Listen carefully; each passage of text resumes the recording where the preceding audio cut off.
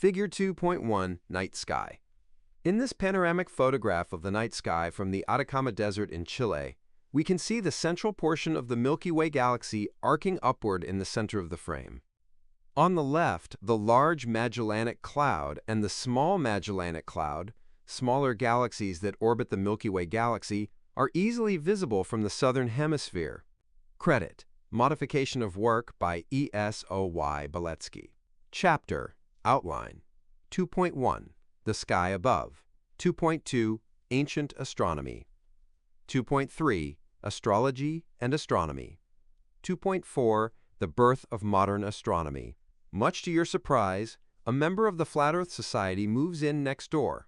He believes that Earth is flat, and all the NASA images of a spherical Earth are either faked or simply show the round but flat disk of Earth from above. How could you prove to your new neighbor that Earth really is a sphere? When you've thought about this on your own, you can check later in the chapter for some suggested answers. Today, few people really spend much time looking at the night sky. In ancient days, before electric lights robbed so many people of the beauty of the sky, the stars and planets were an important aspect of everyone's daily life. All the records that we have, on paper and in stone, show that ancient civilizations around the world noticed, worshipped, and tried to understand the lights in the sky and fit them into their own view of the world. These ancient observers found both majestic regularity and never-ending surprise in the motions of the heavens. Through their careful study of the planets, the Greeks and later the Romans laid the foundation of the science of astronomy. Learning objectives. By the end of this section, you will be able to define the main features of the celestial sphere, explain the system astronomers use to describe the sky, describe how motions of the stars appear to us on Earth, describe how motions of the sun, moon, and planets appear to us on Earth. Understand the modern meaning of the term constellation. Our senses suggest to us that Earth is the center of the universe, the hub around which the heavens turn. This geocentric, Earth-centered view was what almost everyone believed until the European Renaissance.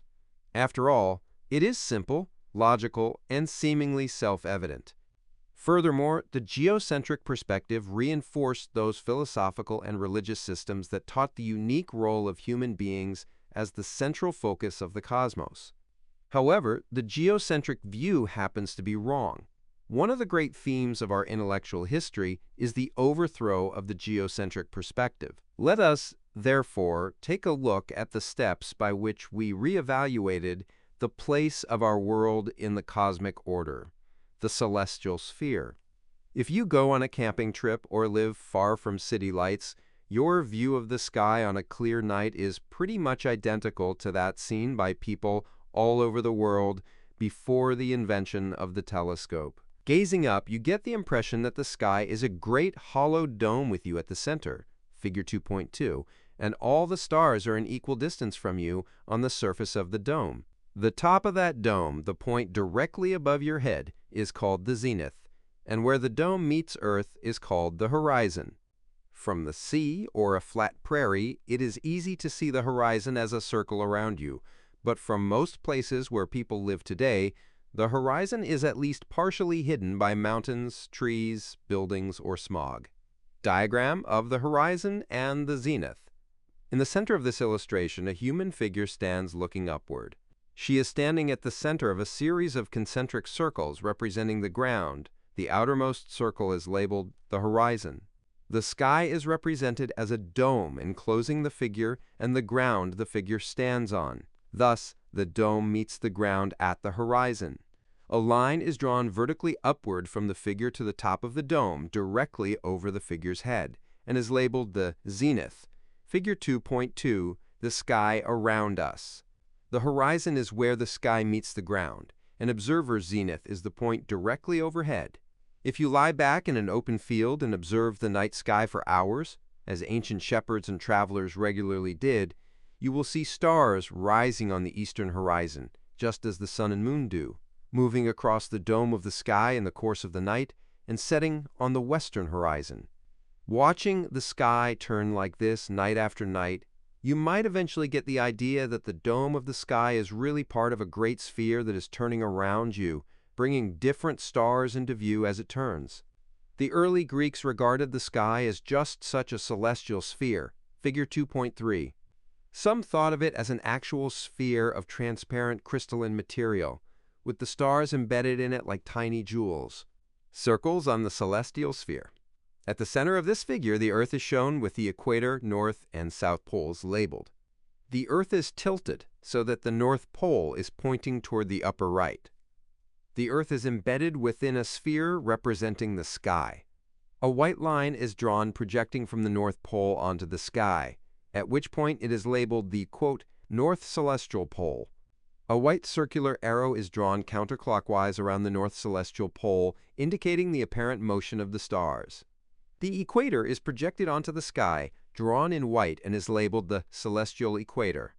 An oversized human figure stands in North America, with a vertical line drawn upward and intersects the sky sphere at a point labeled your zenith, and is drawn in yellow. The horizon as seen from the vantage point of the figure is projected onto the sky, labeled your horizon, and is drawn in red. This horizon line splits the sky roughly in half from the observer's point of view. Figure 2.3 circles on the celestial sphere.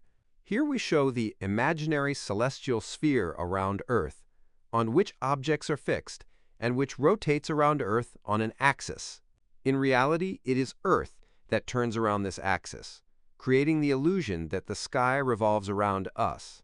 Note that Earth in this picture has been tilted so that your location is at the top and the North Pole is where the N is. The apparent motion of celestial objects in the sky around the pole is shown by the circular arrow. Today, we know that it is not the celestial sphere that turns as night and day proceed, but rather the planet on which we live.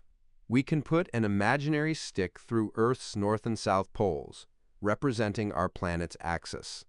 It is because Earth turns on this axis every 24 hours that we see the sun, moon, and stars rise and set with clockwork regularity.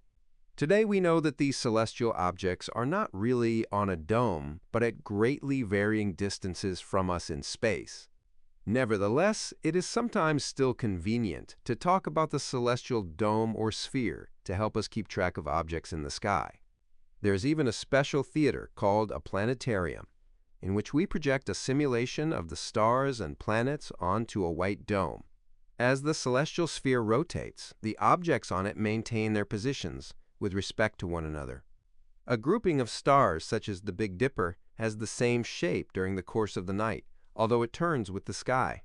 During a single night, even objects we know to have significant motions of their own, such as the nearby planets, seem fixed relative to the stars.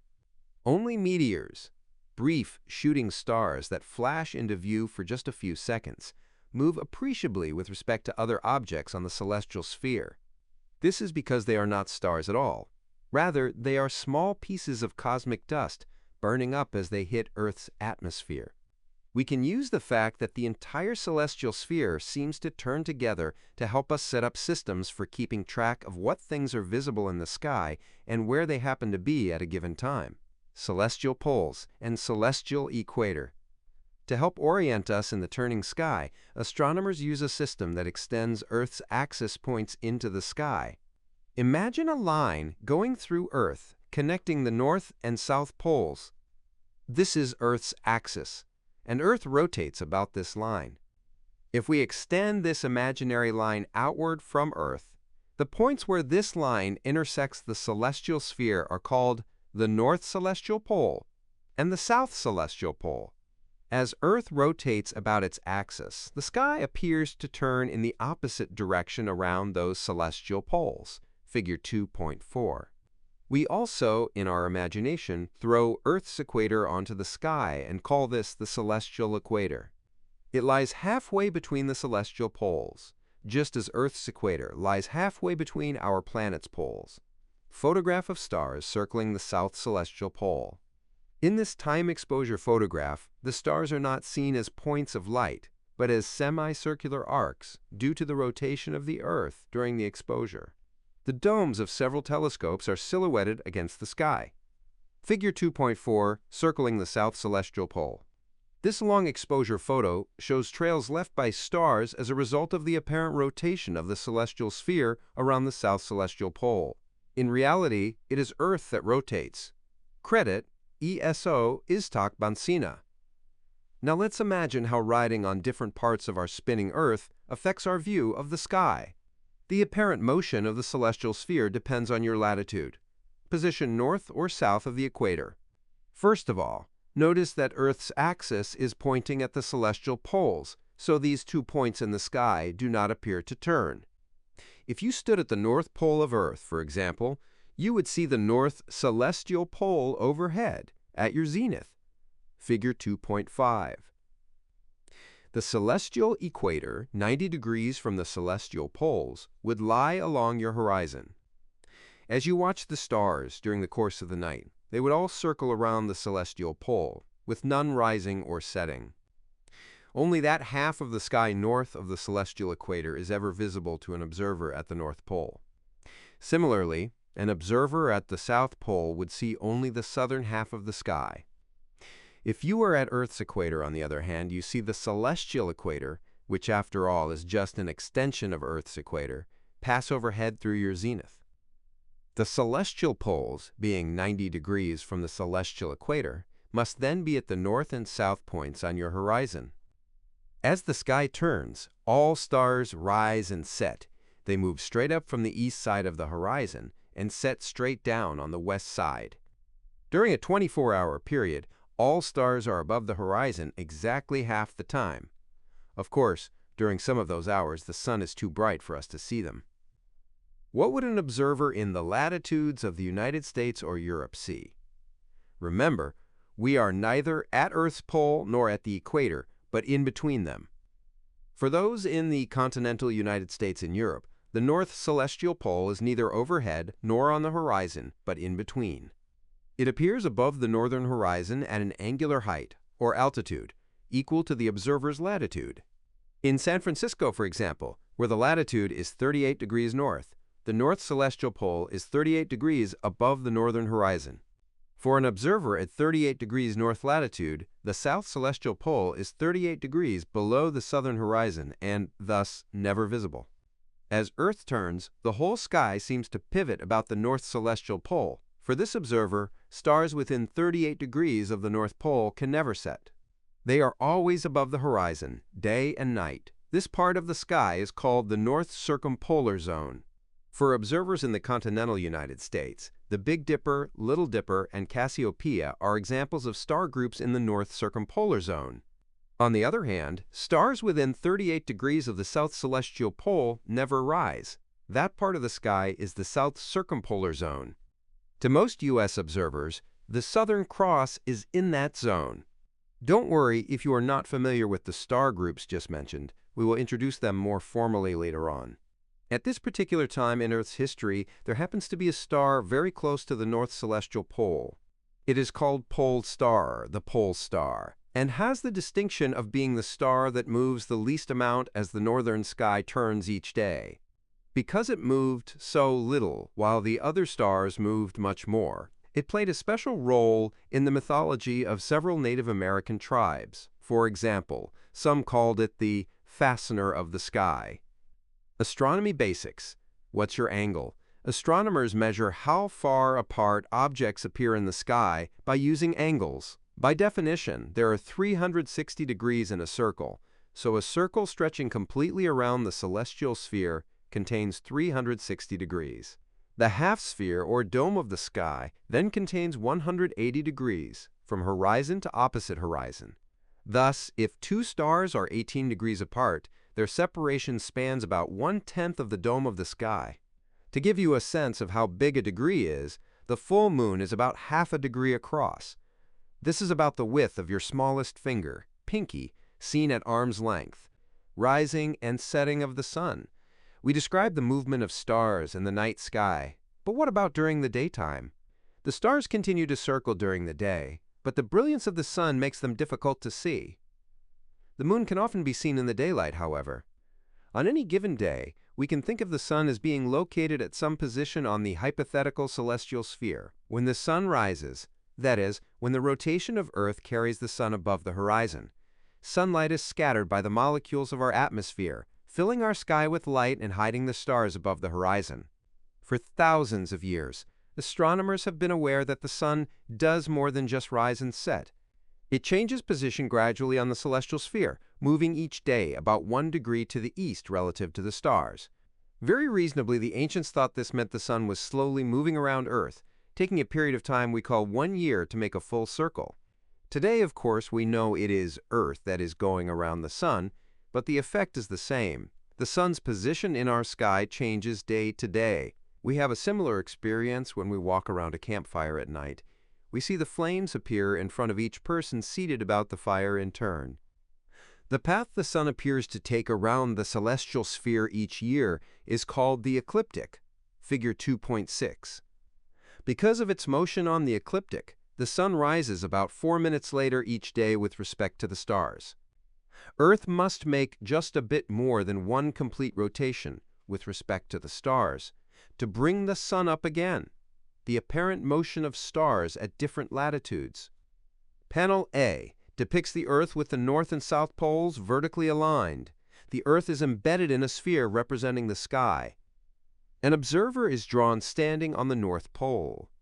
Both the zenith and north celestial pole are labeled on the sky directly above the observer.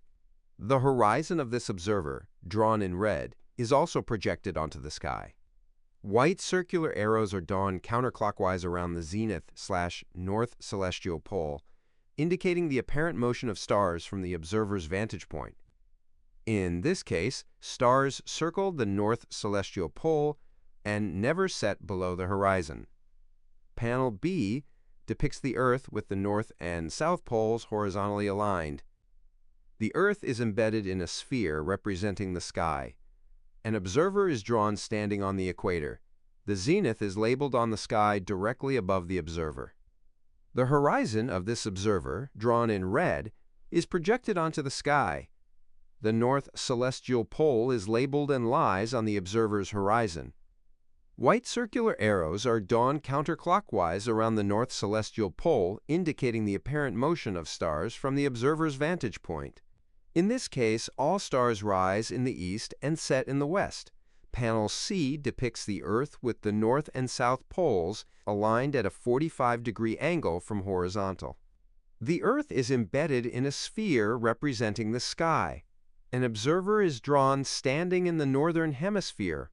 The zenith is labeled on the sky directly above the observer. The horizon of this observer, drawn in red, is projected onto the sky.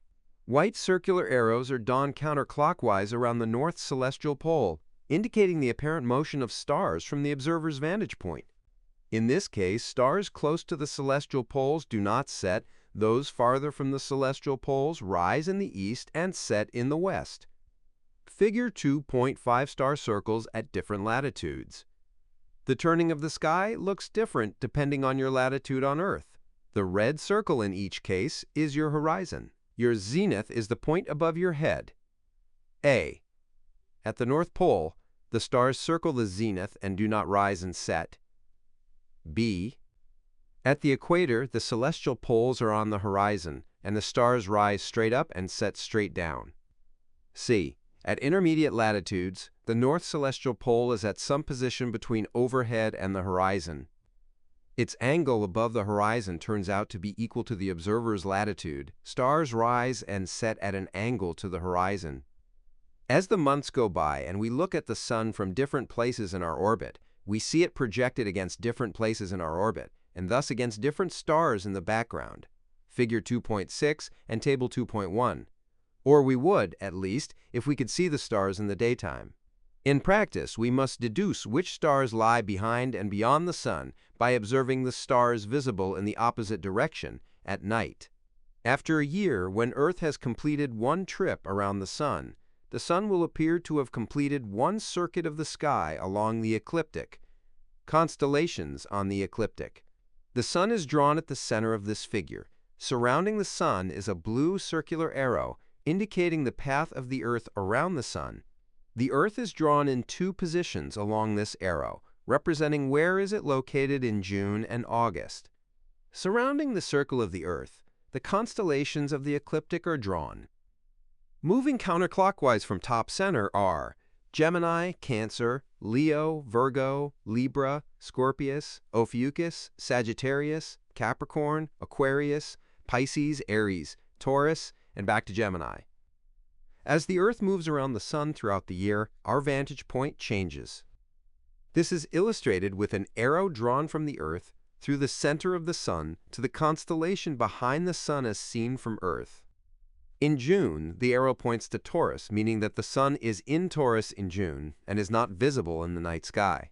In August, the arrow points to Cancer, meaning that the Sun is in Cancer in June and is not visible in the night sky. Figure 2.6 Constellations on the ecliptic.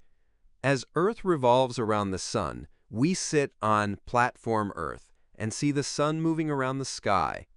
The circle in the sky that the Sun appears to make around us in the course of a year is called the ecliptic. This circle, like all circles in the sky, goes through a set of constellations. The ancients thought these constellations, which the Sun and the Moon and planets visited, must be special and incorporated them into their system of astrology. Note that at any given time of the year, some of the constellations crossed by the ecliptic are visible in the night sky. Others are in the day sky and are thus hidden by the brilliance of the Sun. The term constellation will be defined more precisely in the next subsection. Constellations on the ecliptic. Constellation on the ecliptic dates when the Sun crosses it. Capricornus, January 21st to February 16th. Aquarius, February 16th to March 11th. Pisces, March 11th to April 18th. Aries, April 18th to May 13th. Taurus, May 13th to June 22nd. Gemini, June 22nd to July 21st. Cancer, July 21st to August 10th. Leo, August 10th to September 16th. Virgo, September 16th to October 31st. Libra, October 31st to November 23rd. Scorpius, November 23rd to November 29th. Ophiuchus, November 29th to December 18th. Sagittarius, December 18th to January 21st. Table 2.1. The ecliptic does not lie along the celestial equator, but is inclined to it at an angle of about 23.5 degrees. In other words, the Sun's annual path in the sky is not linked with Earth's equator. This is because our planet's axis of rotation is tilted by about 23.5 degrees from a vertical line sticking out of the plane of the ecliptic, figure 2.7. Being tilted from straight up is not at all unusual among celestial bodies. Uranus and Pluto are actually tilted so much that they orbit the Sun on their side. The tilt of the celestial equator. At the center of the figure, the Earth is drawn with the north and south poles labeled and the equator drawn as a black line. An observer is shown standing in the northern hemisphere. The Earth is embedded in a sphere representing the sky. A line is drawn vertically upward from the observer to the sphere and is labeled line perpendicular to ecliptic. Another line is drawn projecting from the North Pole to the sphere. An angle is drawn between the line perpendicular to ecliptic and the projected North Pole line and labeled 23.5 degrees. The Earth's equator is projected onto the sky and drawn as a white dashed circle and labeled celestial equator. The ecliptic is drawn on the sphere as red circle. Another angle is drawn between the ecliptic and the celestial equator and labeled 23.5 degrees. Finally, the Sun is drawn in 4 locations throughout the year on the ecliptic circle. 2 are in June and December, when the Sun is farthest from the celestial equator, the solstices, and 2 are in March and September, when the Sun is on the points where the ecliptic and celestial equator meet, the equinoxes. Figure 2.7, the celestial tilt. The celestial equator is tilted by 23.5 degrees to the ecliptic. As a result, North Americans and Europeans see the Sun north of the celestial equator and high in our sky in June, and south of the celestial equator and low in the sky in December. The inclination of the ecliptic is the reason the Sun moves north and south in the sky as the seasons change. In Earth, Moon, and Sky, we discuss the progression of the seasons in more detail. Fixed and wandering stars. The Sun is not the only object that moves among the fixed stars. The Moon and each of the planets that are visible to the unaided eye, Mercury, Venus, Mars, Jupiter, Saturn, and Uranus, although just barely, also change their position slowly from day to day. During a single day, the moon and planets all rise and set as Earth turns, just as the sun and stars do. But like the sun, they have independent motions among the stars, superimposed on the daily rotation of the celestial sphere. Noticing these motions, the Greeks of 2,000 years ago distinguished between what they called the fixed stars, those that maintain fixed patterns among themselves through many generations, and the wandering stars or planets. The word planet, in fact, means wanderer in ancient Greek.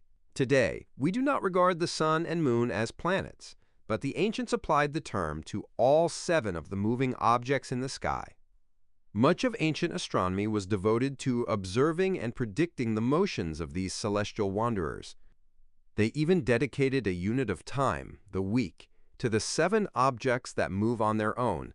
That's why there are 7 days in a week. The moon, being Earth's nearest celestial neighbor, has the fastest apparent motion. It completes a trip around the sky in about 1 month, or month. To do this, the moon moves about 12 degrees, or 24 times its own apparent width on the sky each day. Example 2.1.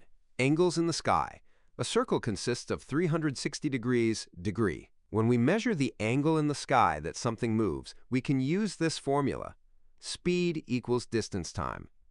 This is true whether the motion is measured in kilometers per hour or degrees per hour. We just need to use consistent units. As an example, let's say you notice the bright star Sirius due south from your observing location in the northern hemisphere. You note the time, and then later you note the time that Sirius sets below the horizon. You find that Sirius has traveled an angular distance of about 75 degrees in 5h. About how many hours will it take for Sirius to return to its original location? Solution. The speed of Sirius is 75 degrees 5h equals 15 degrees 1h. If we want to know the time required for Sirius to return to its original location, we need to wait until it goes around a full circle, or 360 degrees. Rearranging the formula for speed we were originally given, we find time equals distance speed equals 360 degrees 15 degree per hour equals 24 hours. The actual time is a few minutes shorter than this, and we will explore why in a later chapter. Check your learning. The moon moves in the sky relative to the background stars, in addition to moving with the stars as a result of Earth's rotation. Go outside at night and note the position of the moon relative to nearby stars. Repeat the observation a few hours later. How far has the moon moved? For reference, the diameter of the moon is about 0.5 degrees. Based on your estimate of its motion, how long will it take for the moon to return to the position relative to the stars in which you first observed it? Answer. The speed of the moon is 0.5 degrees 1h. To move a full 360 degrees, the moon needs 720h. 0.5 degrees 1h equals 360 degrees 720h. Dividing 720h by the conversion factor of 24 hours per day reveals the lunar cycle is about 30 days. The individual paths of the moon and planets in the sky all lie close to the ecliptic, although not exactly on it. This is because the paths of the planets about the sun and of the moon about Earth are all in nearly the same plane, as if they were circles on a huge sheet of paper. The planets, the sun and the moon, are thus always found in the sky within a narrow 18-degree wide belt, centered on the ecliptic, called the zodiac, figure 2.6. The root of the term zodiac is the same as that of the word zoo, and means a collection of animals. Many of the patterns of stars within the zodiac belt reminded the ancients of animals, such as a fish or a goat. How the planets appear to move in the sky as the months pass is a combination of their actual motions plus the motion of Earth about the sun. Consequently, their paths are somewhat complex. As we will see, this complexity has fascinated and challenged astronomers for centuries. Constellations. The backdrop for the motions of the wanderers in the sky is the canopy of stars. If there were no clouds in the sky and we were on a flat plain with nothing to obstruct our view, we could see about 3,000 stars with the unaided eye. To find their way around such a multitude, the ancients found groupings of stars that made some familiar geometric pattern, or, more rarely, resembled something they knew.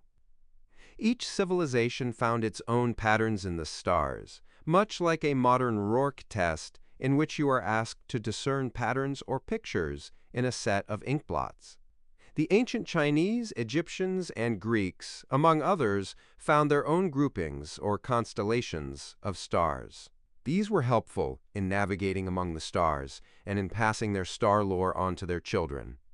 You may be familiar with some of the old star patterns we still use today, such as the Big Dipper, Little Dipper, and Orion, the Hunter, with his distinctive belt of 3 stars, figure 2.8.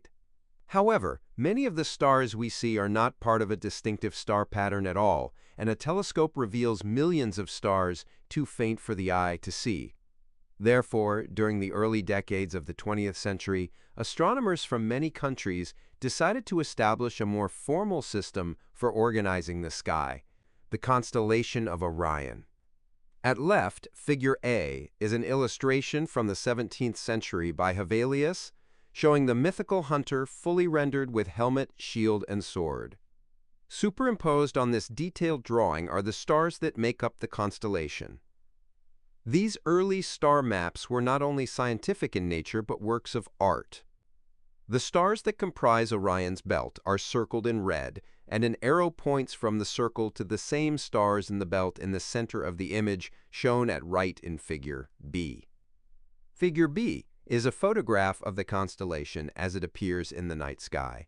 Figure 2.8 Orion. A. The winter constellation of Orion, the Hunter, is surrounded by neighboring constellations, as illustrated in the 17th century atlas by Hevelius. B. A photograph shows the Orion region in the sky. Note the 3 blue stars that make up the belt of the Hunter. The bright red star above the belt denotes his armpit and is called Betelgeuse, pronounced Beetlejuice. The bright blue star below the belt is his foot and is called Rigel. Credit A, modification of work by Johannes Hevelius. B, modification of work by Matthew Spinelli. Today we use the term constellation to mean one of 88 sectors into which we divide the sky, much as the United States is divided into 50 states. The modern boundaries between the constellations are imaginary lines in the sky running north-south and east-west, so that each point in the sky falls in a specific constellation, although, like the states, not all constellations are the same size. All the constellations are listed in Appendix L. Whenever possible, we have named each modern constellation after the Latin translations of one of the ancient Greek star patterns that lies within it. Thus, the modern constellation of Orion is a kind of box on the sky, which includes, among many other objects, the stars that made up the ancient picture of the Hunter. Some people use the term asterism to denote an especially noticeable star pattern within a constellation, or sometimes spanning parts of several constellations. For example, the Big Dipper is an asterism within the constellation of Ursa Major, the Big Bear. Students are sometimes puzzled because the constellations seldom resemble the people or animals for which they were named. In all likelihood, the Greeks themselves did not name groupings of stars because they looked like actual people or subjects, any more than the outline of Washington State resembles George Washington.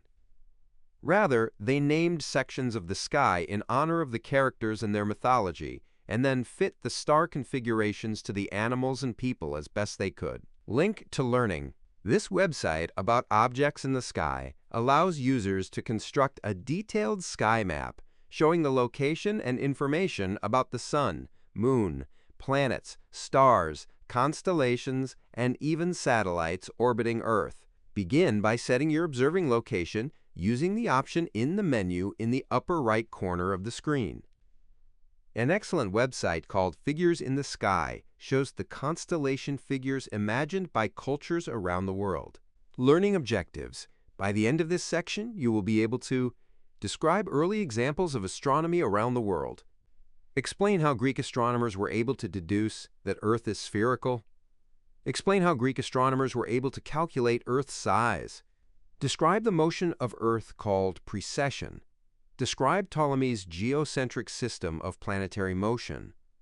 Let us now look briefly back into history. Much of modern Western civilization is derived in one way or another from the ideas of the ancient Greeks and Romans, and this is true in astronomy as well. However, many other ancient cultures also developed sophisticated systems for observing and interpreting the sky, astronomy around the world. Ancient Babylonian, Assyrian, and Egyptian astronomers knew the approximate length of the year. The Egyptians of 3,000 years ago, for example, adopted a calendar based on a 365-day year. They kept careful track of the rising time of the bright star Sirius in the pre-dawn sky, which has a yearly cycle that corresponded with the flooding of the Nile River. The Chinese also had a working calendar. They determined the length of the year at about the same time as the Egyptians. The Chinese also recorded comets, bright meteors, and dark spots on the sun. Many types of astronomical objects were introduced in Science and the Universe, a brief tour. If you are not familiar with terms like comets and meteors, you may want to review that chapter. Later, Chinese astronomers kept careful records of guest stars, those that are normally too faint to see but suddenly flare up to become visible to the unaided eye for a few weeks or months. We still use some of these records in studying stars that exploded a long time ago. The Mayan culture in Mexico and Central America developed a sophisticated calendar based on the planet Venus, and they made astronomical observations from sites dedicated to this purpose 1,000 years ago. The Polynesians learned to navigate by the stars over hundreds of kilometers of open ocean, a skill that enabled them to colonize new islands far away from where they began. In Britain, before the widespread use of writing, ancient people used stones to keep track of the motions of the sun and moon. We still find some of the great stone circles they built for this purpose, dating from as far back as 2800 BCE. The best known of these is Stonehenge, which is discussed in Earth, Moon, and Sky Point 1, early Greek and Roman cosmology. Our concept of the cosmos, its basic structure and origin, is called cosmology, a word with Greek roots. Before the invention of telescopes, humans had to depend on the simple evidence of their senses for a picture of the universe. The ancients developed cosmologies that combined their direct view of the heavens with a rich variety of philosophical and religious symbolism. At least 2,000 years before Columbus, educated people in the eastern Mediterranean region knew Earth was round. Belief in a spherical Earth may have stemmed from the time of Pythagoras, a philosopher and mathematician who lived 2,500 years ago. He believed circles and spheres to be perfect forms, and suggested that Earth should therefore be a sphere. As evidence that the gods liked spheres, the Greeks cited the fact that the moon is a sphere, using evidence we describe later. The writings of Aristotle, 384 to 322 BCE, the tutor of Alexander the Great, summarize many of the ideas of his day. They describe how the progression of the moon's phases, its apparent changing shape, results from our seeing different portions of the moon's sunlit hemisphere as the month goes by. See Earth, Moon, and Sky. Aristotle also knew that the sun has to be farther away from Earth than is the moon, because occasionally the moon passed exactly between Earth and the sun and hid the sun temporarily from view. We call this a solar eclipse. Aristotle cited convincing arguments that Earth must be round. First is the fact that as the moon enters or emerges from Earth's shadow during an eclipse of the moon, the shape of the shadow seen on the moon is always round. Figure 2.9. Only a spherical object always produces a round shadow. If Earth were a disk, for example, there would be some occasions when the sunlight would strike it edge-on and its shadow on the moon would be a line. The shadow of the Earth during a lunar eclipse. In this multiple exposure image of a full lunar eclipse, the Earth's shadow begins to cover the full moon starting at left. Moving to the right, the circular shadow of the Earth gradually covers the moon. At center, the midpoint of the eclipse is seen. The moon appears dull red due to sunlight refracting through Earth's thin atmosphere toward the moon. In the final stages of the eclipse, the Earth's shadow gradually leaves the moon toward the right. Figure 2.9, Earth's round shadow. A lunar eclipse occurs when the moon moves into and out of Earth's shadow. Note the curved shape of the shadow, evidence for a spherical Earth that has been recognized since antiquity. Credit: Modification of work by Brian Pachkowski. As a second argument, Aristotle explained that travelers who go south a significant distance are able to observe stars that are not visible farther north. And the height of the North Star, the star nearest the north celestial pole, decreases as a traveler moves south. On a flat Earth, everyone would see the same stars overhead. The only possible explanation is that the traveler must have moved over a curved surface on Earth, showing stars from a different angle. See the How Do We Know Earth is Round feature for more ideas on proving Earth is round. One Greek thinker, Aristarchus of Samos, 310 to 230 BCE, even suggested that Earth was moving around the sun. But Aristotle and most of the ancient Greek scholars rejected this idea. One of the reasons for their conclusion was the thought that if Earth moved about the sun, they would be observing the stars from different places along Earth's orbit. As Earth moved along, nearby stars should shift their positions in the sky relative to more distant stars. In a similar way, we see foreground objects appear to move against a more distant background whenever we are in motion. When we ride on a train, the trees in the foreground appear to shift their position relative to distant hills as the train rolls by. Unconsciously, we use this phenomenon all of the time to estimate distances around us. The apparent shift in the direction of an object as a result of the motion of the observer is called parallax. We call the shift in the apparent direction of a star due to Earth's orbital motion stellar parallax. The Greeks made dedicated efforts to observe stellar parallax, even enlisting the aid of Greek soldiers with the clearest vision, but to no avail. The brighter and presumably nearer stars just did not seem to shift as the Greeks observed them in the spring and then again in the fall when Earth is on the opposite side of the sun. This meant either that Earth was not moving or that the stars had to be so tremendously far away that the parallax shift was immeasurably small. A cosmos of such enormous extent required a leap of imagination that most ancient philosophers were not prepared to make, so they retreated to the safety of the Earth-centered view, which would dominate Western thinking for nearly 2 millennia. Astronomy Basics. How do we know Earth is round? In addition to the two ways from Aristotle's writings discussed in this chapter, you might also reason as follows. Let's watch a ship leave its port and sail into the distance on a clear day. On a flat Earth, we would just see the ship get smaller and smaller as it sails away.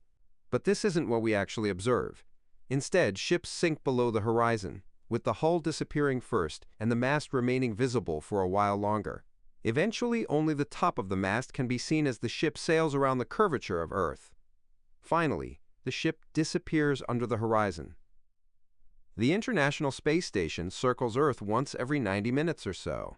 Photographs taken from the shuttle and other satellites show that Earth is round from every perspective. Suppose you made a friend in each time zone of Earth.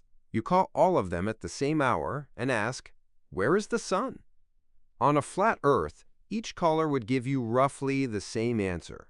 But on a round Earth, you would find that for some friends, the sun would be high in the sky, whereas for others it would be rising, setting, or completely out of sight. And this last group of friends would be upset with you for waking them up. Measurement of Earth by Eratosthenes. The Greeks not only knew Earth was round, but also they were able to measure its size. The first fairly accurate determination of Earth's diameter was made in about 200 BCE by Eratosthenes, 276–194 BCE, a Greek living in Alexandria, Egypt. His method was a geometric one, based on observations of the sun. The sun is so distant from us that all the light rays that strike our planet approach us along essentially parallel lines. To see why, look at Figure 2.10. Take a source of light near Earth, say at position A. Its rays strike different parts of Earth along diverging paths. From a light source at B or at C, which is still farther away, the angle between rays that strike opposite parts of Earth is smaller. The more distant the source, the smaller the angle between the rays. For a source infinitely distant, the rays travel along parallel lines. Light rays from space. In this illustration, Earth is shown and labeled at left. 3 objects are labeled at different points to the right of the Earth. Closest to Earth lies point A. Two yellow lines are drawn from point A, one to the top and one to the bottom of the Earth. The angle between these lines is large. At center is point B, with two yellow lines drawn touching the top and bottom of the Earth. The angle between the lines at point B is less than point A. At far right is point C with two yellow lines drawn as before. The angle between the lines at point C is less than points A and B. Finally, two blue lines are drawn from the top and bottom of the Earth toward the right. These lines are parallel and do not touch. Each is labeled to Sun, figure 2.10 light rays from space. The more distant an object, the more nearly parallel the rays of light coming from it. Of course, the Sun is not infinitely far away, but given its distance of 150 million kilometers, light rays striking Earth from a point on the Sun diverge from one another by an angle far too small to be observed with the unaided eye. As a consequence, if people all over Earth who could see the Sun were to point at it, their fingers would, essentially, all be parallel to one another. The same is also true for the planets and stars, an idea we will use in our discussion of how telescopes work. Eratosthenes was told that on the first day of summer at Syene, Egypt, near modern Aswan, sunlight struck the bottom of a vertical well at noon. This indicated that the Sun was directly over the well, meaning that Syene was on a direct line from the center of Earth to the Sun. At the corresponding time and date in Alexandria, Eratosthenes observed the shadow a column made and saw that the Sun was not directly overhead, but was slightly south of the zenith, so that its rays made an angle with the vertical equal to about 1/50th of a circle, 7 degrees. Because the Sun's rays striking the two cities are parallel to one another, why would the two rays not make the same angle with Earth's surface? Eratosthenes reasoned that the curvature of the round Earth meant that straight up was not the same in the two cities. And the measurement of the angle in Alexandria, he realized, allowed him to figure out the size of Earth.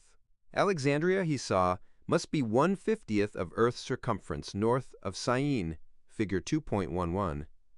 Alexandria had been measured to be 5,000 stadia north of Syene. The stadium was a Greek unit of length, derived from the length of the racetrack in a stadium. Eratosthenes thus found that Earth's circumference must be 50 times 5,000 or 250,000 stadia. How Eratosthenes measured the size of Earth.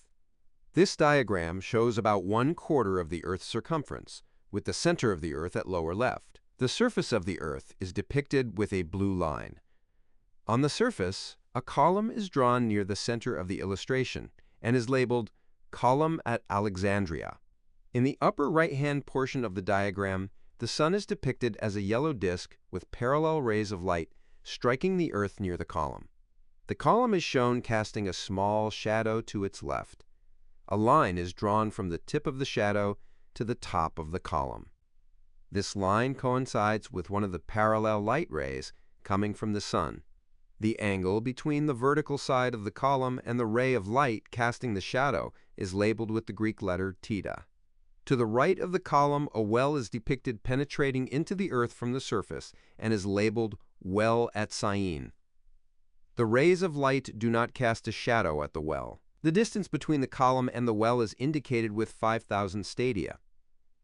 A red line is drawn downward through the center of the well down to the center of the Earth. Another red line is drawn downward along the side of the column to the center of the Earth, converging with the line from the well. The angle between these lines is labeled with the Greek letter θ. Inset is a figure of the whole Earth with parallel rays of light striking the surface perpendicular to the equator. The Tropic of Cancer, Equator, Prime Meridian, and Tropic of Capricorn are all labeled figure 2.11, how Eratosthenes measured the size of Earth. Eratosthenes measured the size of Earth by observing the angle at which the Sun's rays hit our planet's surface. The Sun's rays come in parallel, but because Earth's surface curves, a ray at Syene comes straight down, whereas a ray at Alexandria makes an angle of 7 degrees with the vertical. That means, in effect, that at Alexandria, Earth's surface has curved away from Syene by 7 degrees of 360 degrees, or 1/50th of a full circle. Thus, the distance between the two cities must be 1/50th the circumference of Earth. Credit: Modification of work by NOAA Ocean Service Education. It is not possible to evaluate precisely the accuracy of Eratosthenes' solution because there is doubt about which of the various kinds of Greek stadia he used as his unit of distance. If it was the common Olympic stadium, his result is about 20% too large. According to another interpretation, he used a stadium equal to about 1/6 kilometer, in which case his figure was within 1% of the correct value of 40,000 kilometers. Even if his measurement was not exact, his success at measuring the size of our planet by using only shadows, sunlight, and the power of human thought was one of the greatest intellectual achievements in history. Hipparchus and precession. Perhaps the greatest astronomer of antiquity was Hipparchus, born in Nicaea in what is present-day Turkey.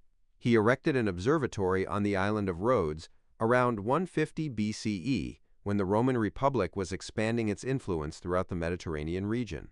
There he measured as accurately as possible the positions of objects in the sky, compiling a pioneering star catalog with about 850 entries.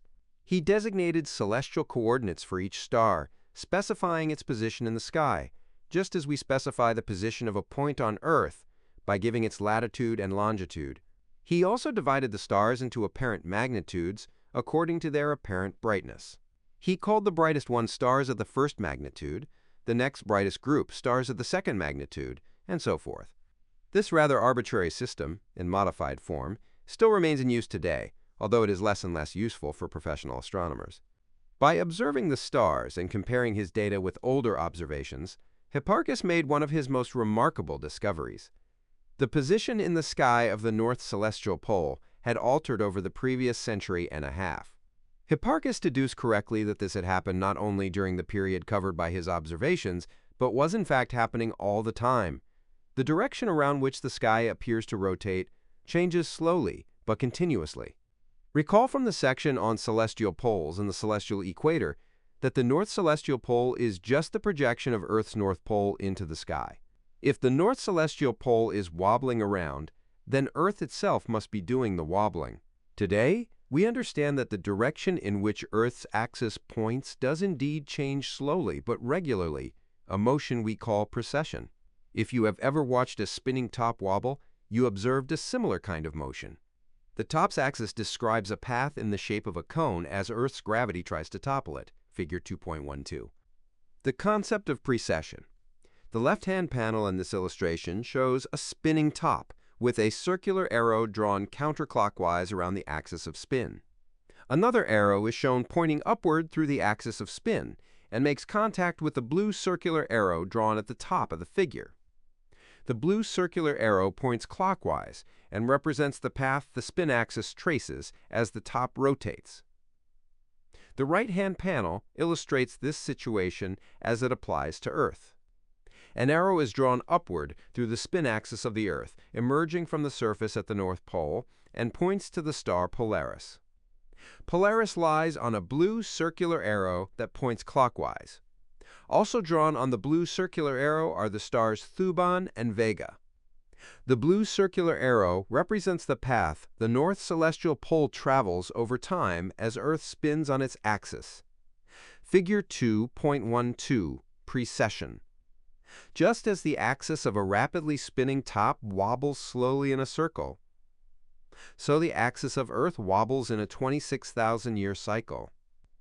Today, the North Celestial Pole is near the star Polaris, but about 5,000 years ago it was close to a star called Thuban, and in 14,000 years it will be closest to the star Vega.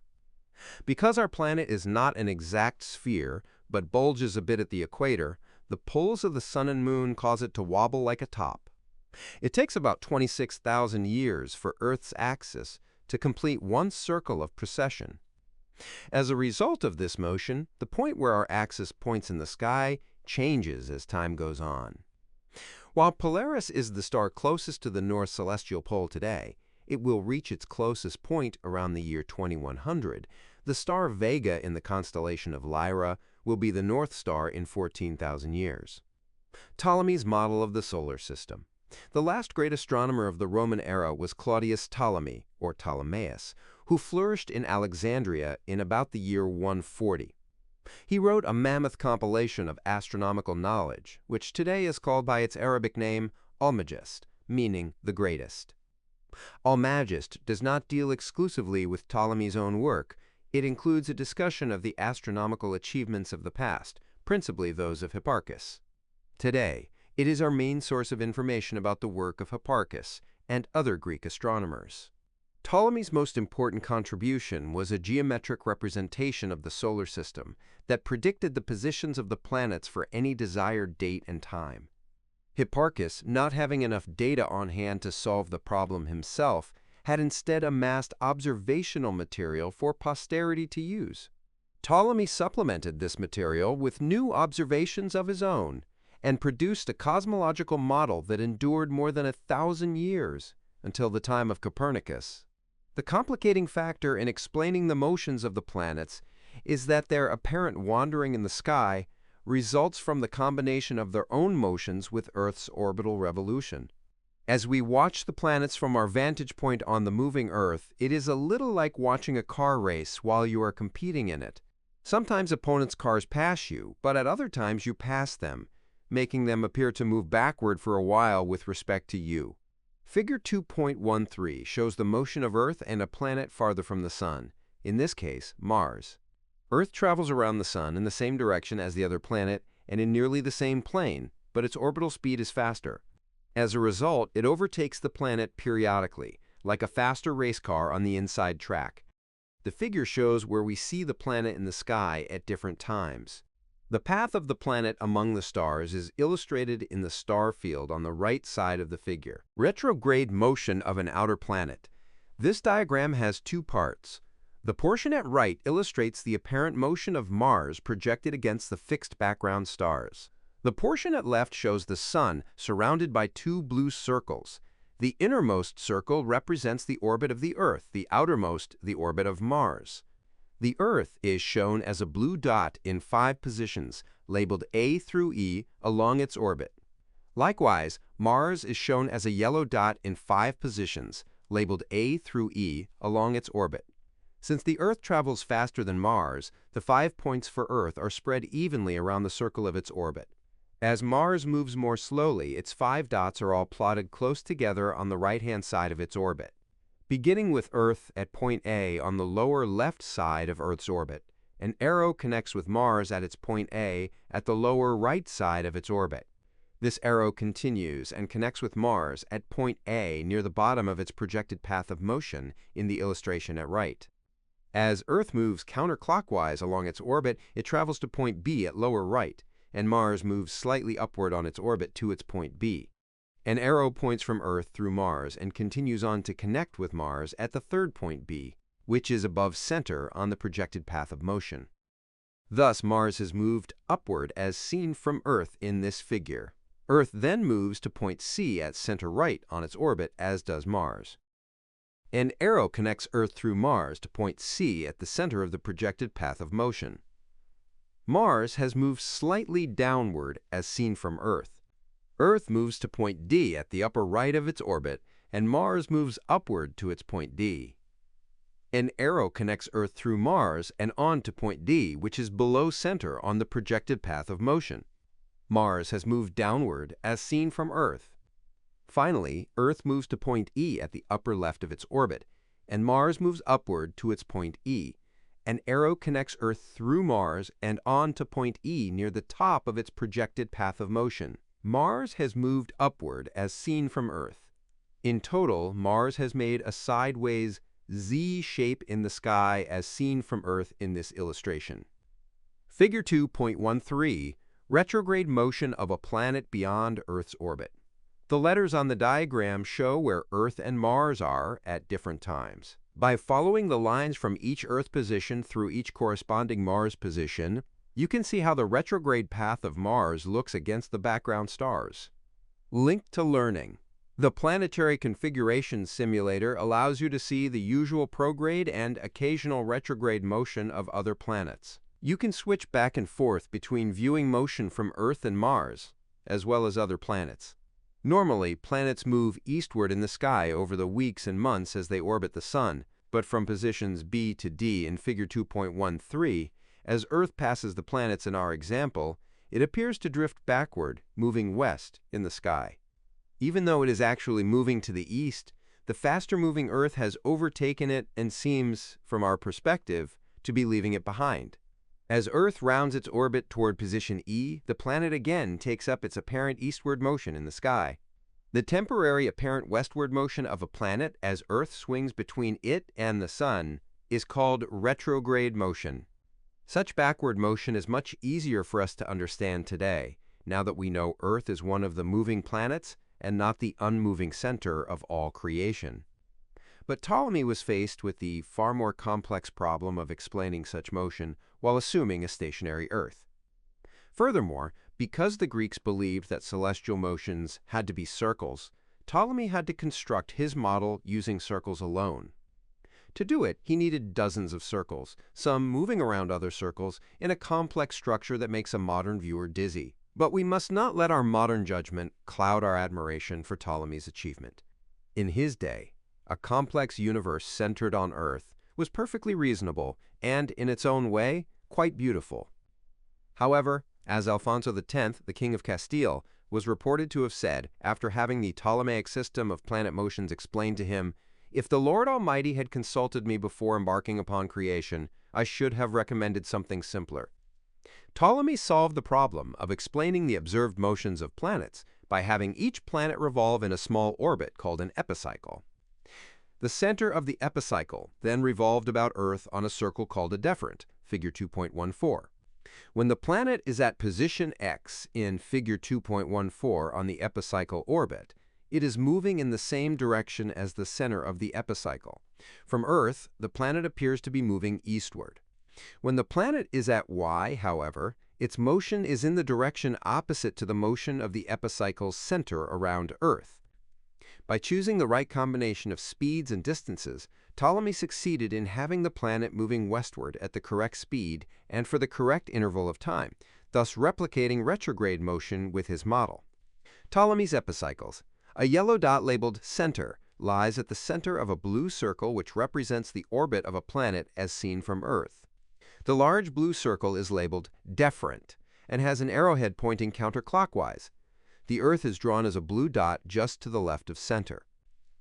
To the right of center is a yellow dot labeled equant point.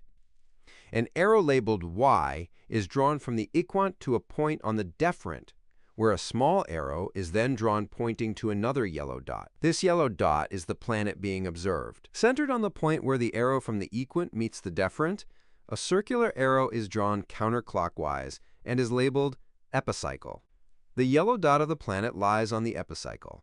Figure 2.14, Ptolemy's complicated cosmological system. Each planet orbits around a small circle called an epicycle. Each epicycle orbits on a larger circle called the deferent. This system is not centered exactly on Earth, but on an offset point called the equant. The Greeks needed all this complexity to explain the actual motions in the sky because they believed that Earth was stationary and that all sky motions had to be circular. Link to learning. Use the Ptolemaic system simulator to explore how Ptolemy's system of deferents and epicycles explained the apparent motion of the planets. However, we shall see in orbits and gravity that the planets, like Earth, travel about the Sun in orbits that are ellipses, not circles. Their actual behavior cannot be represented accurately by a scheme of uniform circular motions. In order to match the observed motions of the planets, Ptolemy had to center the deferent circles, not on Earth, but at points some distance from Earth. In addition, he introduced uniform circular motion around yet another axis, called the equant point. All of these considerably complicated his scheme. It is a tribute to the genius of Ptolemy as a mathematician that he was able to develop such a complex system to account successfully for the observations of planets. It may be that Ptolemy did not intend for his cosmological model to describe reality, but merely to serve as a mathematical representation that allowed him to predict the positions of the planets at any time. Whatever his thinking, his model, with some modifications, was eventually accepted as authoritative in the Muslim world and later in Christian Europe. Learning objectives. By the end of this section, you will be able to explain the origins of astrology, explain what a horoscope is, summarize the arguments that invalidate astrology as a scientific practice, Many ancient cultures regarded the planets and stars as representatives or symbols of the gods or other supernatural forces that controlled their lives. For them, the study of the heavens was not an abstract subject. It was connected directly to the life and death necessity of understanding the actions of the gods and currying favor with them. Before the time of our scientific perspectives, everything that happened in nature, from the weather to diseases and accidents, to celestial surprises such as eclipses or new comets, was thought to be an expression of the whims or displeasure of the gods. Any signs that helped people understand what these gods had in mind were considered extremely important. The movements of the 7 objects that had the power to wander through the realm of the sky, the sun, the moon, and 5 planets visible to the unaided eye, clearly must have special significance in such a system of thinking. Most ancient cultures associated these 7 objects with various supernatural rulers in their pantheon and kept track of them for religious reasons. Even in the comparatively sophisticated Greece of antiquity, the planets had the names of gods and were credited with having the same powers and influences as the gods whose names they bore. From such ideas was born the ancient system called astrology, still practiced by some people today, in which the positions of these bodies among the stars of the zodiac are thought to hold the key to understanding what we can expect from life. The beginnings of astrology. Astrology began in Babylonia about 2.5 millennia ago.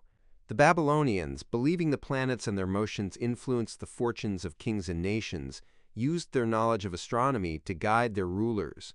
When the Babylonian culture was absorbed by the Greeks, astrology gradually came to influence the entire Western world and eventually spread to Asia as well.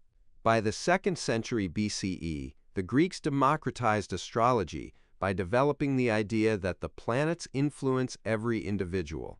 In particular, they believed that the configuration of the sun, moon, and planets at the moment of birth affected a person's personality and fortune, a doctrine called natal astrology. Natal astrology reached its peak with Ptolemy 400 years later. As famous for his astrology as for his astronomy, Ptolemy compiled the Tetrabiblos, a treatise on astrology that remains the Bible of the subject. It is essentially this ancient religion, older than Christianity or Islam, that is still practiced by today's astrologers, the horoscope. The key to natal astrology is the horoscope, a chart showing the positions of the planets in the sky at the moment of an individual's birth. The word horoscope comes from the Greek words hora, meaning time, and skopos, meaning a watcher or marker. So, horoscope can literally be translated as marker of the hour. When a horoscope is charted, the planets, including the sun and moon, classed as wanderers by the ancients, must first be located in the zodiac. At the time astrology was set up, the zodiac was divided into 12 sectors called signs, figure 2.15, each 30 degrees long. Each sign was named after a constellation in the sky through which the sun, moon, and planets were seen to pass, the sign of Virgo after the constellation of Virgo, for example. Medieval woodcut of the signs of the zodiac. In this image, artistic representations of the 12 major constellations of the zodiac are drawn. Above each, rendering the astrological symbol and name of the constellation is given. Starting from upper left, Aquarius the water bearer, the 2 fish of Pisces, Aries the ram, Taurus the bull, Gemini the twins, Cancer the crab, Leo the lion, Virgo the virgin, Libra the scales, Scorpius the scorpion, Sagittarius the centaur, and finally, at lower right, is Capricornus the goat. Figure 2.15 Zodiac signs. The signs of the zodiac are shown in a medieval woodcut. When someone today casually asks you your sign, they are asking for your sun sign, which zodiac sign the sun was in at the moment you were born. However, more than 2,000 years have passed since the signs received their names from the constellations. Because of precession, the constellations of the zodiac slide westward along the ecliptic, going once around the sky in about 26,000 years. Thus, today the real stars have slipped around by about 1/12 of the zodiac, about the width of one sign. In most forms of astrology, however, the signs have remained assigned to the dates of the year they had when astrology was first set up. This means that the astrological signs and the real constellations are out of step. The sign of Aries, for example, now occupies the constellation of Pisces. When you look up your sun sign in a newspaper astrology column, the name of the sign associated with your birthday is no longer the name of the constellation in which the sun was actually located when you were born. To know that constellation, you must look for the sign before the one that includes your birthday. A complete horoscope shows the location of not only the sun but also the moon and each planet in the sky by indicating its position in the appropriate sign of the zodiac. However, as the celestial sphere turns, owing to the rotation of Earth, the entire zodiac moves across the sky to the west, completing a circuit of the heavens each day. Thus, the position in the sky, or house in astrology, must also be calculated. There are more or less standardized rules for the interpretation of the horoscope, most of which, at least in Western schools of astrology, are derived from the Tetrabiblos of Ptolemy. Each sign, each house, and each planet, the last acting as a center of force, is supposed to be associated with particular matters in a person's life. The detailed interpretation of a horoscope is a very complicated business, and there are many schools of astrological thought on how it should be done. Although some of the rules may be standardized, how each rule is to be weighed and applied is a matter of judgment and art. It also means that it is very difficult to tie down astrology to specific predictions, or to get the same predictions from different astrologers. Astrology today. Astrologers today use the same basic principles laid down by Ptolemy nearly 2,000 years ago. They cast horoscopes, a process much simplified by the development of appropriate computer programs, and suggest interpretations. Sun sign astrology, which you read in the newspapers and many magazines, is a recent, simplified variant of natal astrology. Although even professional astrologers do not place much trust in such a limited scheme, which tries to fit everyone into just 12 groups, sun sign astrology is taken seriously by many people, perhaps because it is discussed so commonly in the media. Today, we know much more about the nature of the planets as physical bodies, as well as about human genetics, than the ancients could. It is hard to imagine how the positions of the sun, moon, or planets in the sky at the moment of our birth could have anything to do with our personality or future. There are no known forces, not gravity or anything else, that could cause such effects. For example, a straightforward calculation shows that the gravitational pull of the obstetrician delivering a newborn baby is greater than that of Mars. Astrologers thus have to argue there must be unknown forces exerted by the planets that depend on their configurations with respect to one another, and that do not vary according to the distance of the planet, forces for which there is no shred of evidence. Another curious aspect of astrology is its emphasis on planet configurations at birth. What about the forces that might influence us at conception? Isn't our genetic makeup more important for determining our personality than the circumstances of our birth? Would we really be a different person if we had been born a few hours earlier or later, as astrology claims? Back when astrology was first conceived, birth was thought of as a moment of magic significance. But today we understand a lot more about the long process that precedes it. Actually, very few well-educated people today buy the claim that our entire lives are predetermined by astrological influences at birth, but many people apparently believe that astrology has validity as an indicator of affinities and personality. A surprising number of Americans make judgments about people whom they will hire, associate with, and even marry on the basis of astrological information.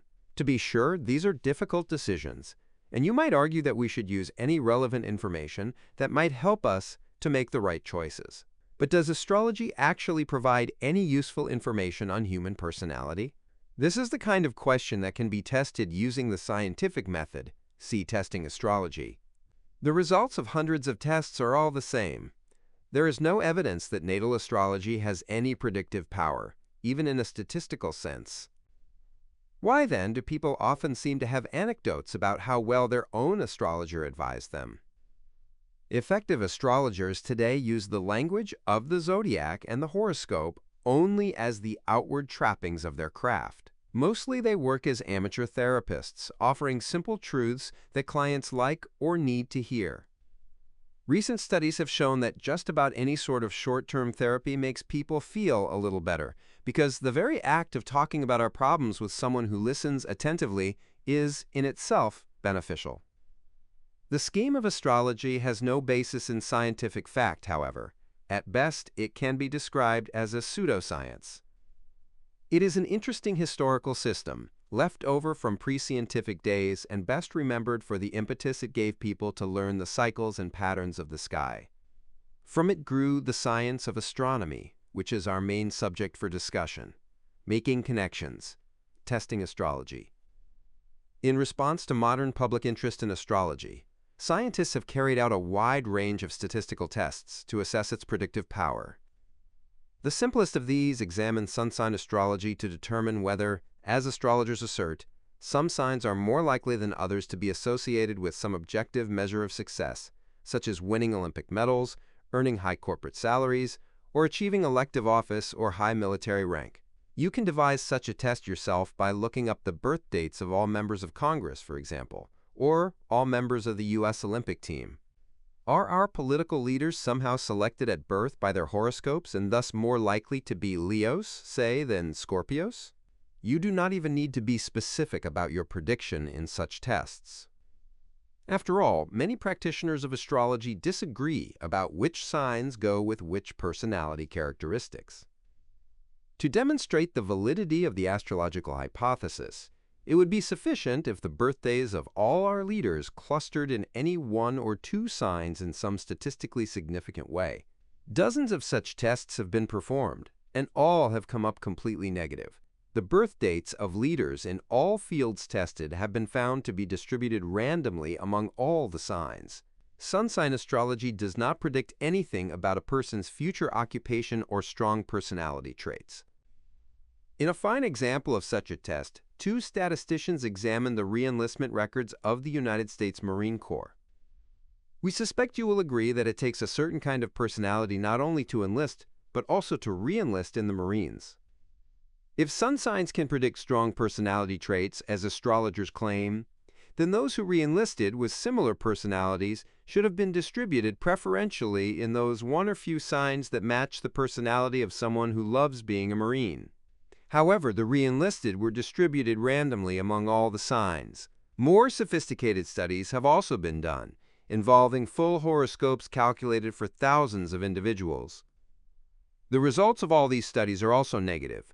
None of the systems of astrology has been shown to be at all effective in connecting astrological aspects to personality, success, or finding the right person to love. Other tests show that it hardly seems to matter what a horoscope interpretation says, as long as it is vague enough, and as long as each subject feels it was prepared personally just for him or her. The French statistician Michel Gauquelin, for example, sent the horoscope interpretation for one of the worst mass murderers in history to 150 people, but told each recipient that it was a reading prepared exclusively for him or her. 94% of the readers said they recognized themselves in the interpretation of the mass murderer's horoscope. Geoffrey Dean, an Australian researcher, reversed the astrological readings of 22 subjects, substituting phrases that were the opposite of what the horoscope actually said. Yet, his subjects said that the resulting readings applied to them just as often, 95%, as the people to whom the original phrases were given. Link to learning. For more on astrology and science from an astronomer's point of view, read this article that shines light on the topic through an accessible Q&A, Learning Objectives. By the end of this section, you will be able to explain how Copernicus developed the heliocentric model of the solar system, explain the Copernican model of planetary motion, and describe evidence or arguments in favor of it. Describe Galileo's discoveries concerning the study of motion and forces. Explain how Galileo's discoveries tilted the balance of evidence in favor of the Copernican model. Astronomy made no major advances in strife-torn medieval Europe. The birth and expansion of Islam after the 7th century led to a flowering of Arabic and Jewish cultures that preserved, translated, and added to many of the astronomical ideas of the Greeks. Many of the names of the brightest stars, for example, are today taken from the Arabic, as are such astronomical terms as zenith. As European culture began to emerge from its long, dark age, trading with Arab countries led to a rediscovery of ancient texts, such as Almagest, and to a reawakening of interest in astronomical questions. This time of rebirth in French Renaissance in astronomy was embodied in the work of Copernicus. Figure 2.16. Painting of Nicholas Copernicus. Figure 2.16, Nicholas Copernicus, 1473 to 1543. Copernicus was a cleric and scientist who played a leading role in the emergence of modern science. Although he could not prove that Earth revolves about the Sun, he presented such compelling arguments for this idea that he turned the tide of cosmological thought and laid the foundations upon which Galileo and Kepler so effectively built in the following century. Copernicus. One of the most important events of the Renaissance was the displacement of Earth from the center of the universe, an intellectual revolution initiated by a Polish cleric in the 16th century. Nicholas Copernicus was born in Torun, a mercantile town along the Vistula River. His training was in law and medicine, but his main interests were astronomy and mathematics. His great contribution to science was a critical reappraisal of the existing theories of planetary motion and the development of a new sun-centered or heliocentric model of the solar system. Copernicus concluded that Earth is a planet and that all the planets circle the Sun, only the Moon orbits Earth. Figure 2.17. Copernicus's drawing of the solar system. In this diagram, the Sun, here labeled Sol, is at the center of a series of circles representing the orbits of the planets. The planets are labeled in Latin.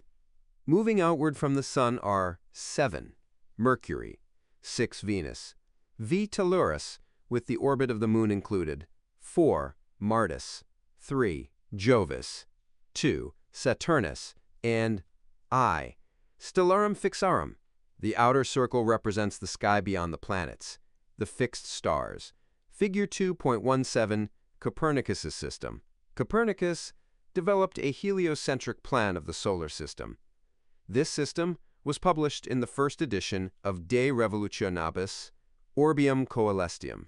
Notice the word Sol for sun in the middle. Credit, Niccolai Copernici. Copernicus described his ideas in detail in his book De Revolutionibus Orbium Coelestium, on the revolution of celestial orbs, published in 1543, the year of his death. By this time, the old Ptolemaic system needed significant adjustments to predict the positions of the planets correctly. Copernicus wanted to develop an improved theory from which to calculate planetary positions, but in doing so, he was himself not free of all traditional prejudices. He began with several assumptions that were common in his time, such as the idea that the motions of the heavenly bodies must be made up of combinations of uniform circular motions. But he did not assume, as most people did, that Earth had to be in the center of the universe, and he presented a defense of the heliocentric system that was elegant and persuasive. His ideas, although not widely accepted until more than a century after his death, were much discussed among scholars and, ultimately, had a profound influence on the course of world history. One of the objections raised to the heliocentric theory was that if Earth were moving, we would all sense or feel this motion. Solid objects would be ripped from the surface, a ball dropped from a great height would not strike the ground directly below it, and so forth.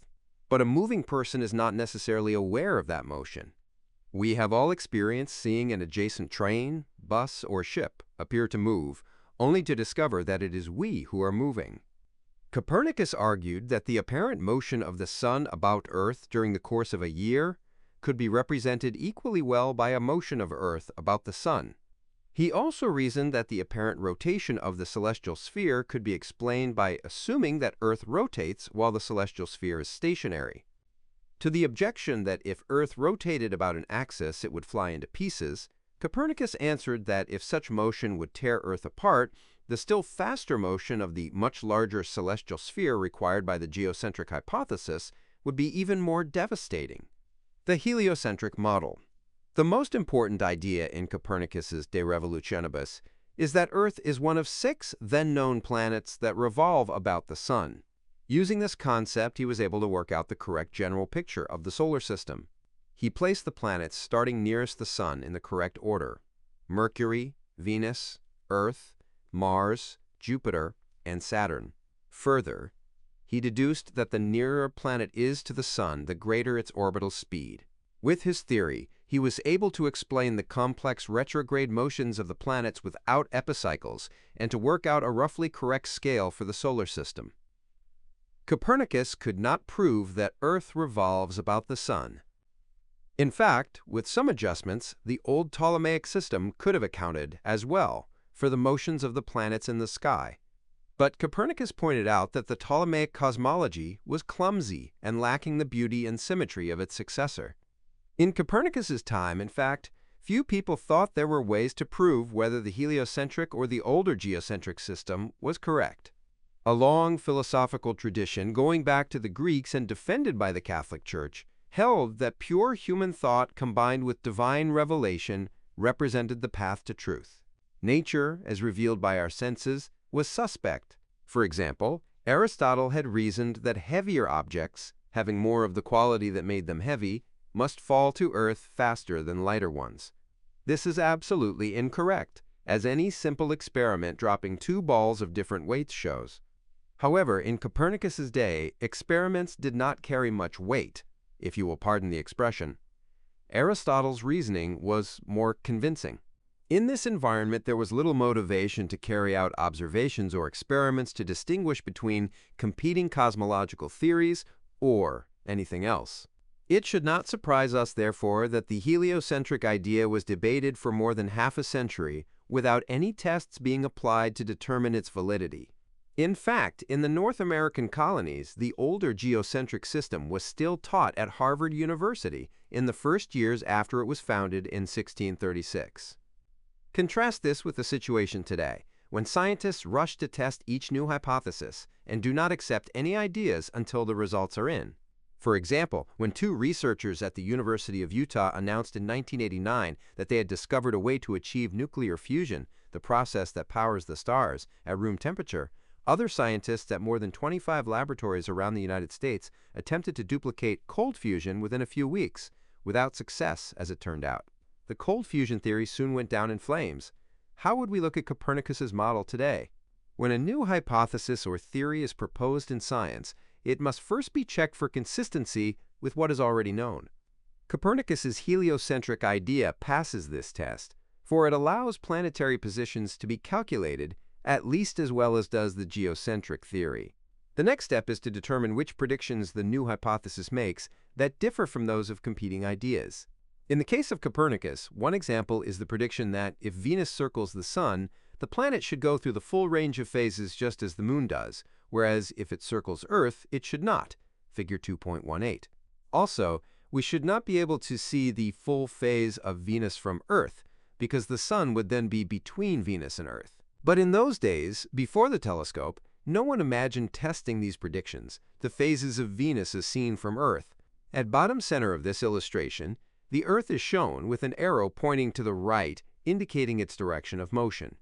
Directly above the center of the diagram is the Sun. A blue ellipse is drawn around the Sun with an arrow pointing to the right, representing the orbit and motion of Venus. Venus is drawn in 6 different positions along its orbit to illustrate the different phases. The 3 on the left side of the orbit show the phases as Venus approaches Earth, with sunlight arriving from the right. Beginning at upper left, Venus is further from Earth than the Sun and appears gibbous. As Venus travels to a point on the left side of the orbit, it appears half illuminated as seen from Earth. As Venus gets closer to the line between Earth and Sun, it appears as a thin crescent. The 3 positions on the right side of the orbit show the phases as Venus gets farther from Earth, with sunlight arriving from the left. The right side of the diagram is a mirror view of the left.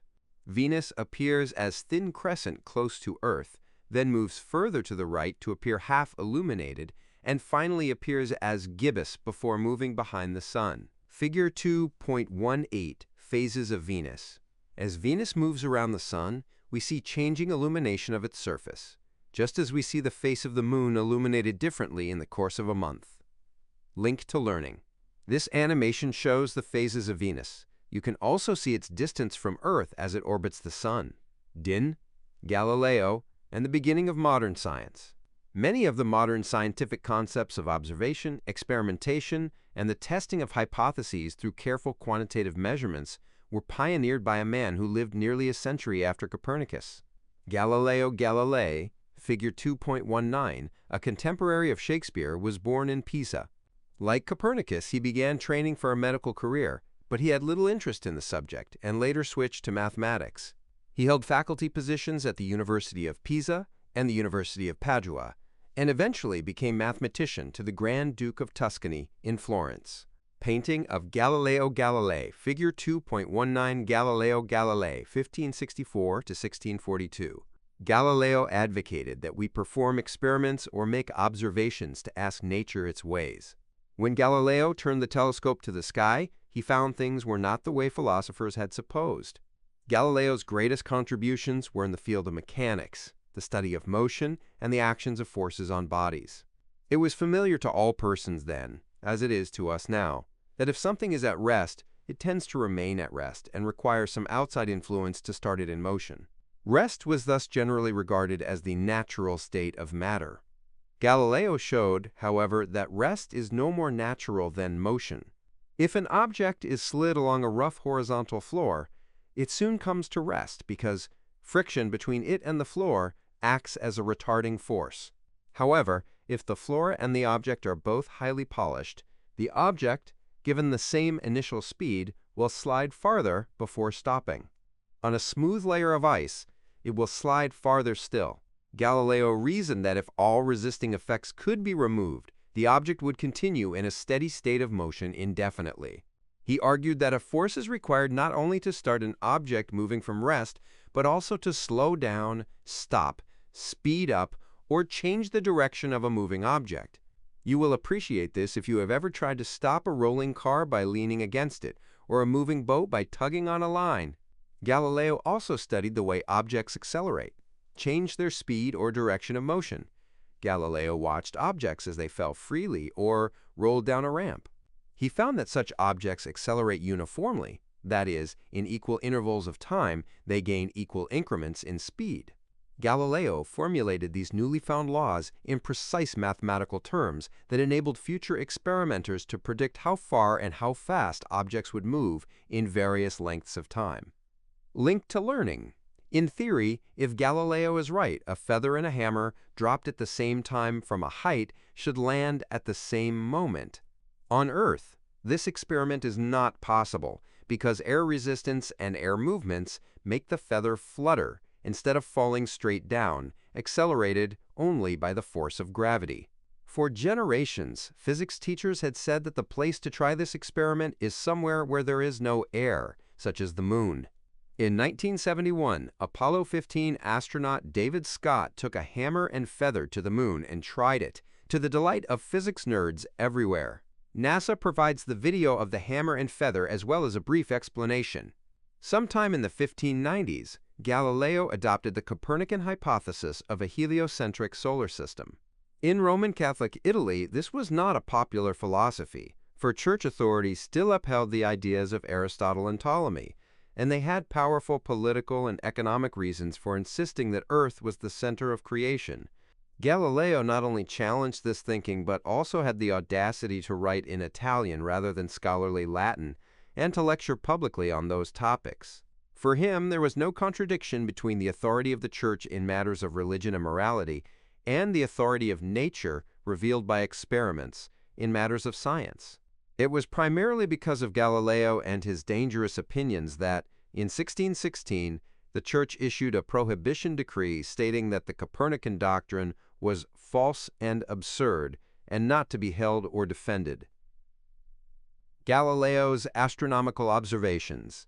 It is not certain who first conceived of the idea of combining two or more pieces of glass to produce an instrument that enlarged images of distant objects, making them appear nearer. The first such spyglasses, now called telescopes, that attracted much notice were made in 1608 by the Dutch spectacle maker Hans Lippershey, 1570 to 1619. Galileo heard of the discovery and, without ever having seen an assembled telescope, constructed one of his own with a 3-power magnification, 3 times, which made distant objects appear 3 times nearer and larger.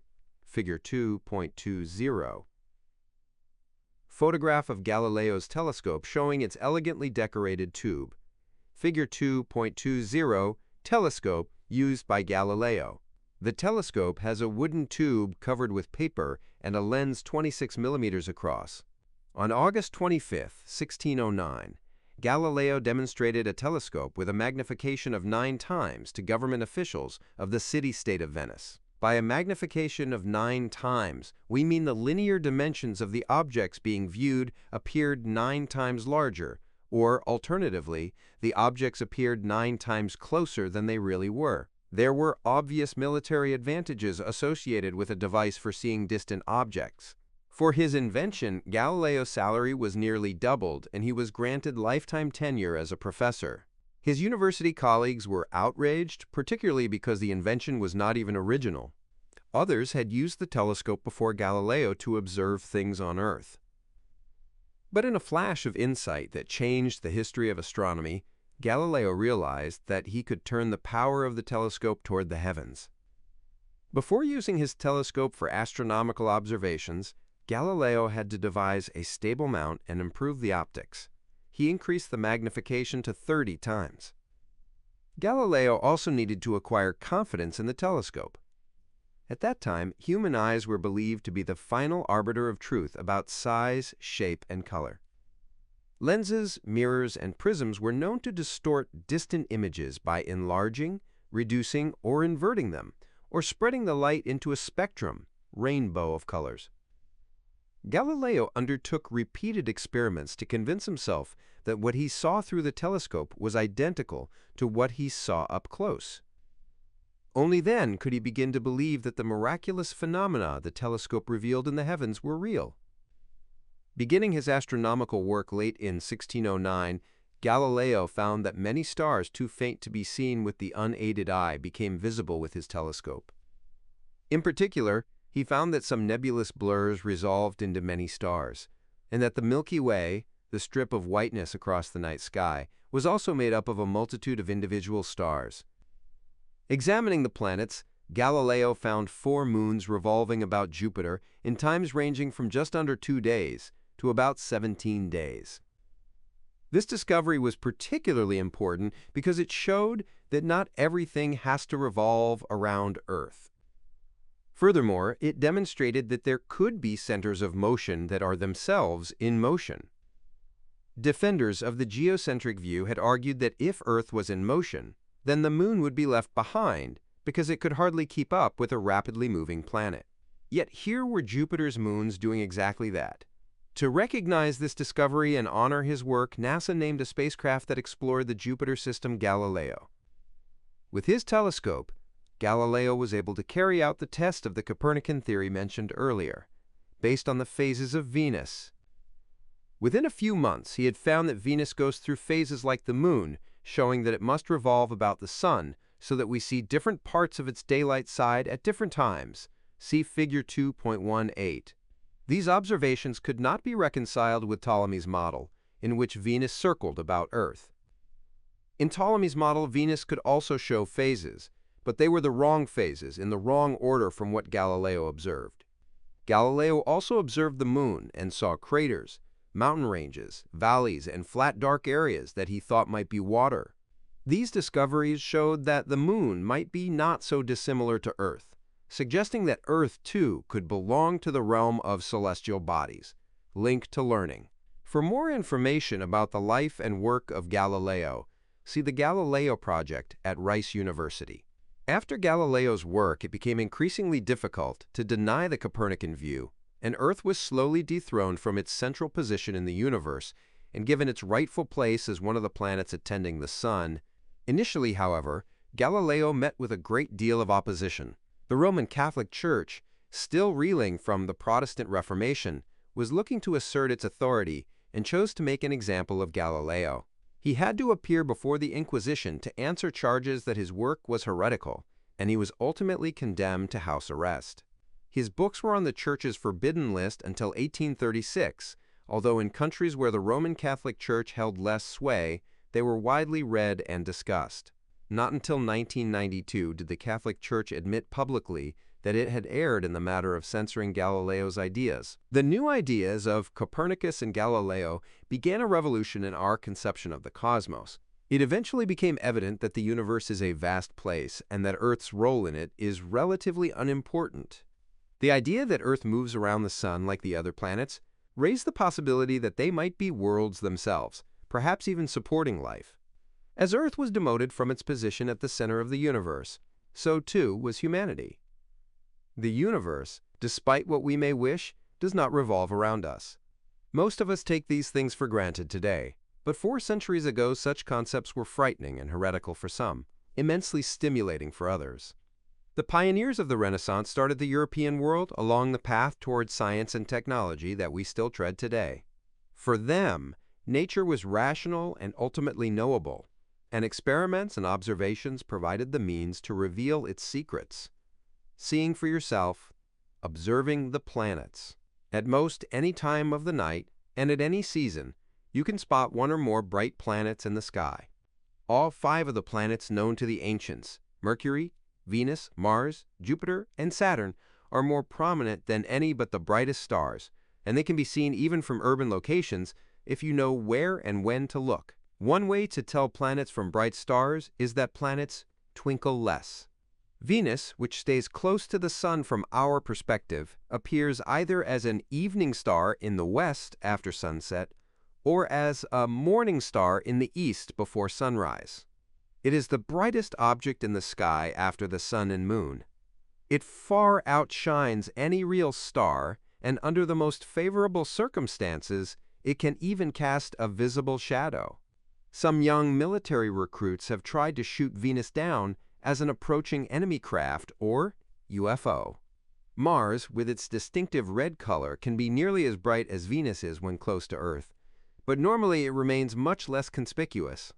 Jupiter is most often the 2nd brightest planet, approximately equaling in brilliance the brightest stars. Saturn is dimmer, and it varies considerably in brightness, depending on whether its large rings are seen nearly edge-on, faint, or more widely opened, bright. Mercury is quite bright, but few people ever notice it because it never moves very far from the Sun. It's never more than 28 degrees away in the sky, and is always seen against bright twilight skies. True to their name, the planets wander against the background of the fixed stars. Although their apparent motions are complex, they reflect an underlying order upon which the heliocentric model of the solar system, as described in this chapter, was based. The positions of the planets are often listed in newspapers, sometimes on the weather page, and clear maps and guides to their locations can be found each month in such magazines as Sky and Telescope and Astronomy, available at most libraries and online.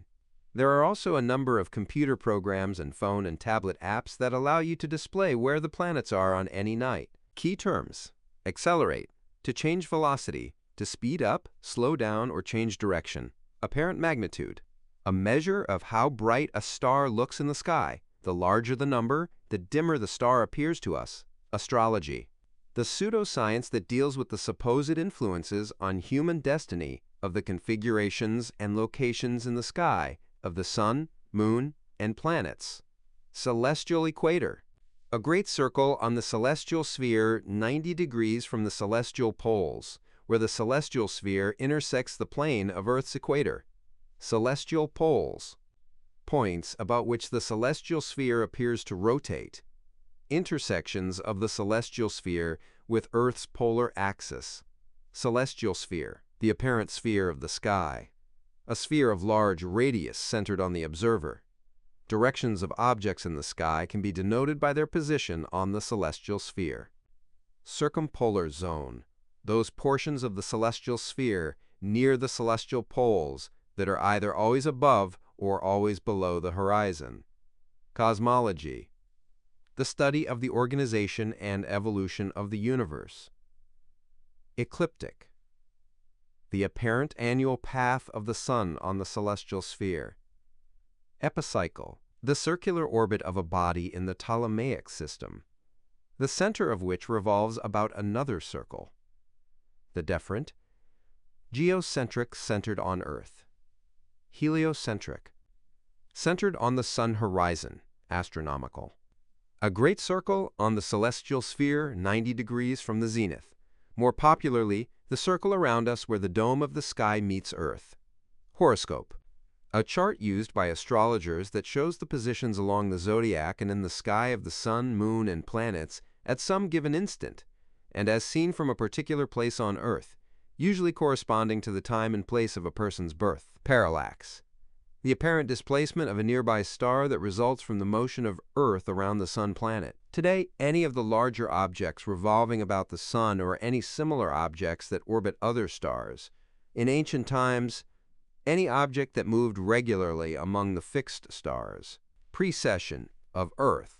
The slow, conical motion of Earth's axis of rotation caused principally by the gravitational pull of the Moon and Sun on Earth's equatorial bulge. Retrograde motion. The apparent westward motion of a planet on the celestial sphere or with respect to the stars. Ice year. The period of revolution of Earth around the Sun's zenith. The point on the celestial sphere opposite the direction of gravity. Point directly above the observer. Zodiac. A belt around the sky about 18 degrees wide, centered on the ecliptic. Summary. 2.1. The sky above. The direct evidence of our senses supports a geocentric perspective, with the celestial sphere pivoting on the celestial poles and rotating about a stationary Earth. We see only half of this sphere at one time, limited by the horizon. The point directly overhead is our zenith. The Sun's annual path on the celestial sphere is the ecliptic, a line that runs through the center of the zodiac, which is the 18-degree wide strip of the sky within which we always find the moon and planets. The celestial sphere is organized into 88 constellations or sectors. 2.2 Ancient Astronomy. Ancient Greeks such as Aristotle recognized that Earth and the moon are spheres and understood the phases of the moon, but because of their inability to detect stellar parallax, they rejected the idea that Earth moves. Eratosthenes measured the size of Earth with surprising precision. Hipparchus carried out many astronomical observations, making a star catalog, defining the system of stellar magnitudes, and discovering precession from the apparent shift in the position of the north celestial pole. Ptolemy of Alexandria summarized classic astronomy in his Almagest. He explained planetary motions, including retrograde motion, with remarkably good accuracy using a model centered on Earth. This geocentric model, based on combinations of uniform circular motion using epicycles, was accepted as authority for more than 1,000 years. 2.3 Astrology and Astronomy. The ancient religion of astrology, with its main contribution to civilization, a heightened interest in the heavens, began in Babylonia. It reached its peak in the Greco-Roman world, especially as recorded in the Tetrabiblos of Ptolemy. Natal astrology is based on the assumption that the positions of the planets at the time of our birth, as described by a horoscope, determine our future. However, modern tests clearly show that there is no evidence for this, even in a broad statistical sense, and there is no verifiable theory to explain what might cause such an astrological influence. 2.4. The birth of modern astronomy. Nicholas Copernicus introduced the heliocentric cosmology to Renaissance Europe in his book, De Revolutionibus. Although he retained the Aristotelian idea of uniform circular motion, Copernicus suggested that Earth is a planet, and that the planets all circle about the Sun, dethroning Earth from its position at the center of the universe. Galileo was the father of both modern experimental physics and telescopic astronomy. He studied the acceleration of moving objects and in 1610 began telescopic observations, discovering the nature of the Milky Way, the large-scale features of the Moon, the phases of Venus, and 4 moons of Jupiter. Although he was accused of heresy for his support of heliocentric cosmology, Galileo is credited with observations and brilliant writings that convinced most of his scientific contemporaries of the reality of the Copernican theory.